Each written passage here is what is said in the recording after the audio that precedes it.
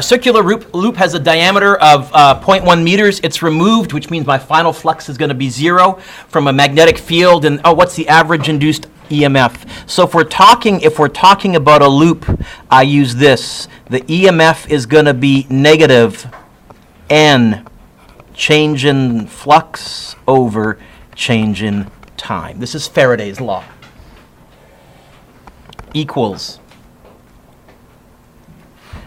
negative a circular loop of wire, 1. The change in time is 0.1 seconds. What I spend most of my time calculating on these is the change in flux. So what's change in anything? Final minus initial. The final flux is 0 because it's removed from minus. The initial flux, well, flux is defined as magnetic field times area. It's going to be 0. Well, you know what? 0 minus anything, Jake, that's just going to be negative that thing. So I'm going to negative B, I can do that, 0.5, pretty strong magnetic field.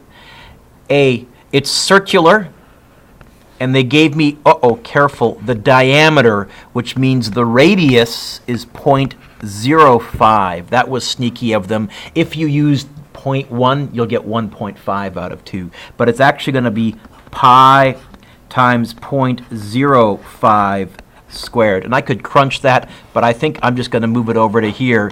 It's going to be negative 0.5 times pi times 0.05 squared. How many volts will this induce? What's the induced EMF going to be?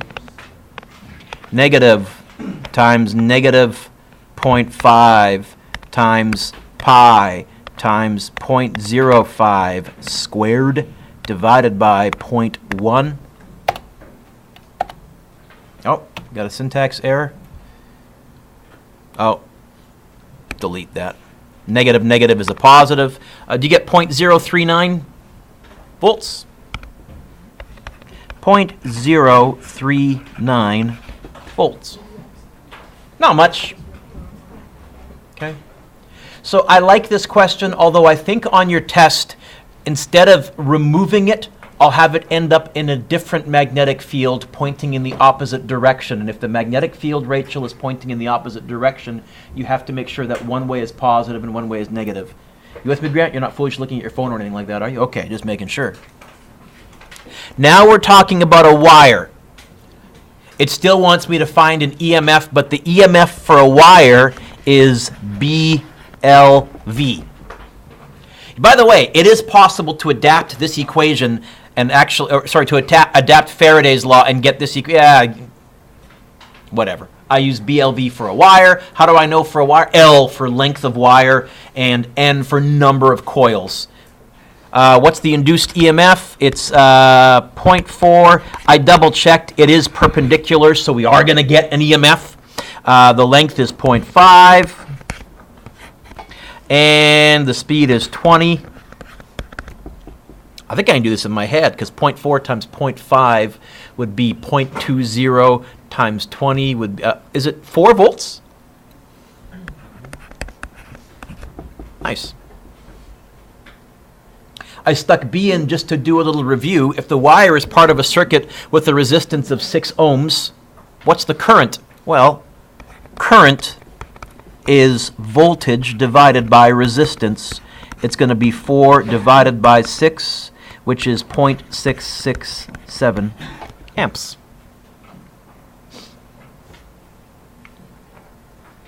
Back EMF. Okay. The armature of a DC motor has a resistance of 1.6 ohms when it's stationary. It's connected to a 12-volt battery. At full speed, the motor draws that much current. What's the back EMF? This is too easy. Did I ask you to actually calculate a resistance later? I did not.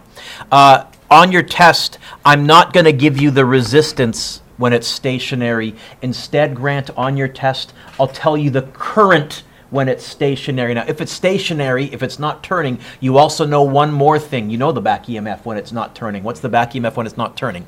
You can use that to solve for R, the resistance, and then use that to find the back EMF when it's turning. So it's going to be a little two-parter.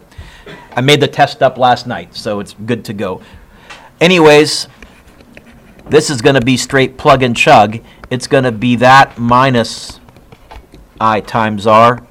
It's hooked up to a 12-volt source, minus 0.62 times 1.6.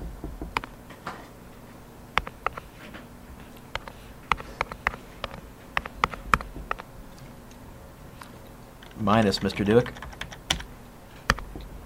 Do you get 11 even? Which means this motor is nearly running at full speed because it has a 12-volt source, but it's putting 11 volts back. There's only 1 volt left to actually exert the F equals Bill current. Anyways, it's almost at full speed. There's not much voltage left in the actual resistor, not much current left in the actual armature.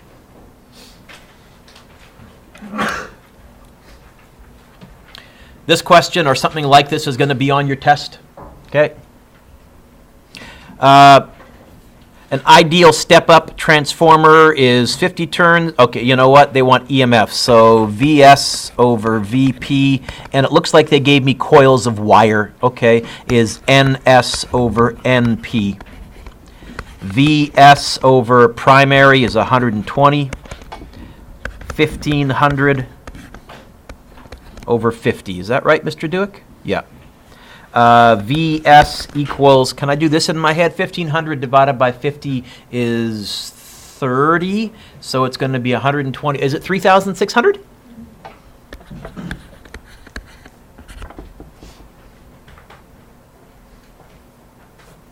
If the secondary current is 3 amps, what's the primary current? Probably 90 amps, but let's find out. Is it? Yeah. Because if the voltage gets times by 30, which it did, current's going to get smaller. By how many times? It was divided by 30. So if we ended up with 3, we must have started with 90. But let's run the numbers.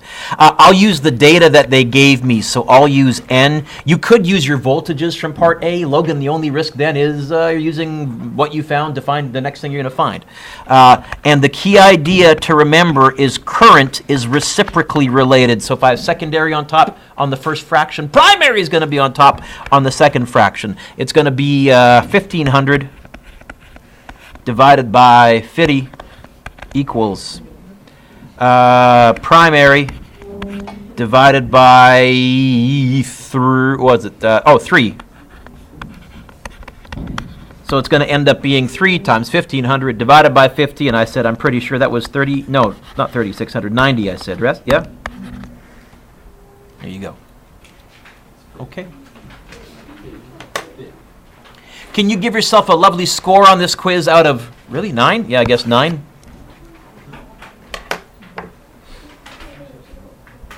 This is one clearly I threw together. I don't want to collect them. I want you to hang on to them to study from. But can we do our traditional ripping a piece of paper off, writing your score on it, and passing it inwards?